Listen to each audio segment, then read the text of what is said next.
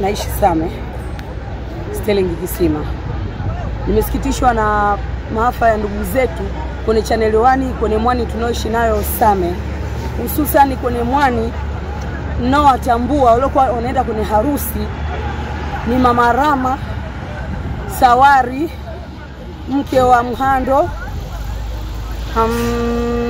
mke wa Bija, na nani tena mwingine huyu ambao tayari wako harakati, na mke wa Mhando na mke wa Bija na mama Mtango. Hao wengine bado sijajua. Kwa kweli tumeumia sana. Yaani tumeumia sana na tukio. Yaani nilitoka nimezaliwa sijaiona maisha yangu. Mwani wanatoka hapa Same kwetu ninapoishi, wanaenda kwenye harusi Moshi. Hii Channel 1 inatoka Arusha yaenda kwetu Tanga, hii ya Tanga. Lakini hii Channel 1 hii mwani yaishi hapa Same.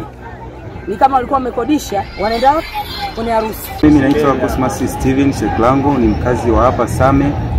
Ajali hii iliyotokea katika sehemu hii ya moteli ilitokana na basi la aina ya Channel 1 na posta ndogo Mwami.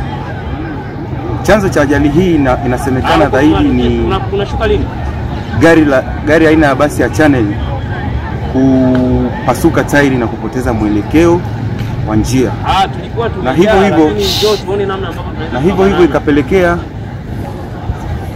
ikapelekea basi lile kuhamahama njia na kwenda kuvamia posta iliyokuwa imepaki pembeni. Hivyo basi ndio ikasababisha mlipuko huo wa hayo magari mawili. Chanzo ni kubwa, ni kama hicho. Hapo ni kwanza kabisa chanzo cha kwanza kabisa tunaweza tukasema ni uzembe. Ni uzembe uliofanyika.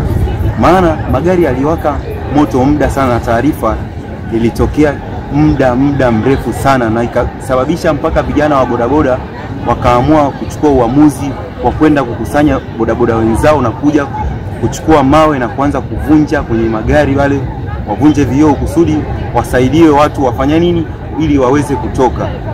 Na serikali yetu ipo kabisa karibu na hii ajali iliyotokea.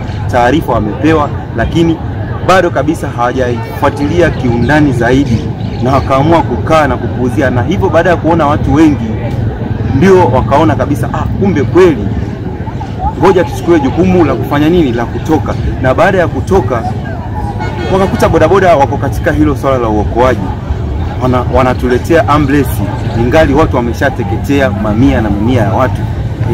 Baba watu kama 60 wamo humo ndani, na hiyo ndogo ilikuwa imebeba watu 45 kabisa.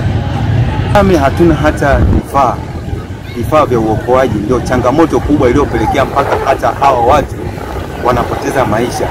But tungekuwa na hivyo vifaa, isingepelekea kupoteza watu wengi namna hiyo.